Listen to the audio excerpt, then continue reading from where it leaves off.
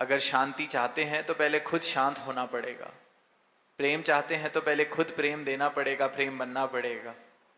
और ये बनना मुमकिन है, सबके लिए मुमकिन है, क्योंकि इस परमात्मा को जिसने प्राप्त किया है उसके जीवन में प्रेम आ जाता है, उसके जीवन में फिर ये भाव आ जाते हैं, सबके भले के भाव, भला करो सबका प्रभु सबका हो कल्याण, ये वाले भाव आ जाते हैं।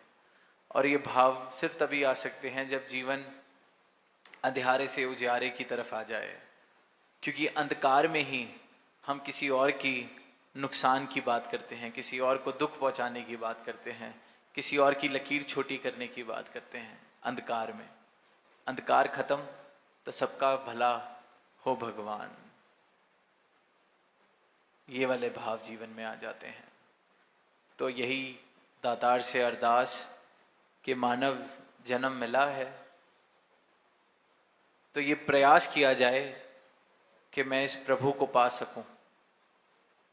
सोच के देखें, नाम लिया जा रहा है प्रभु का, उस्तति गाई जा रही है, यशोगान कर रहे हैं, पर क्या इस प्रभु को पाया है? क्या कह सकते हैं कि जो शारक से करीब है वो परमात्मा पा लिया है? क्या कह सकते हैं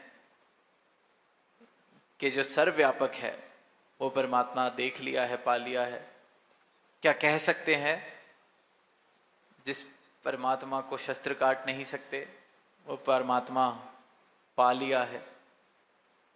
सवाल पूछने की जरूरत है, क्योंकि इसी सवाल को जिसने पूछा है और जवाब पाया है, फिर उसका जीवन आनंदमय, फिर उसके जीवन में भक्ति,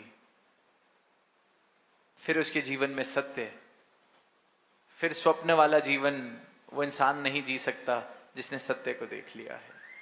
जिसने रोशनी देख ली है वो फिर अंधकार के साथ गुजारा नहीं कर सकता। तो संतों ने युगों युगों से यही एक संदेश दिया है कि इस परमात्मा को प्राप्त किया जा सकता है, इसकी भक्ति में जीवन जिया जा सकता है। और संतों ने ऐसा जीवन युगों युगों से जी के दिखाया है, आज भी जी रहे हैं। और यही एक संदेश आदि काल से जो सत्य है, आज जो सत्य है और जो दिख रहा है सब खत्म हो जाएगा, तब भी जो सत्य रहेगा, इस सत्ता को परमात्मा कहा जाता है। इस सत्ता के दर्शन कर लिए जाएं, इस सत्ता के साथ नाता जोड़ लिया जाए, इस सत्ता को जान कर ये जान लिया जाए कि हम भी इस सत्ता के ही अंश हैं। फिर सत्य वाला जीवन हम सबके हिस्से, हम सबकी झोली में आ सकता है। प्रेम से कहना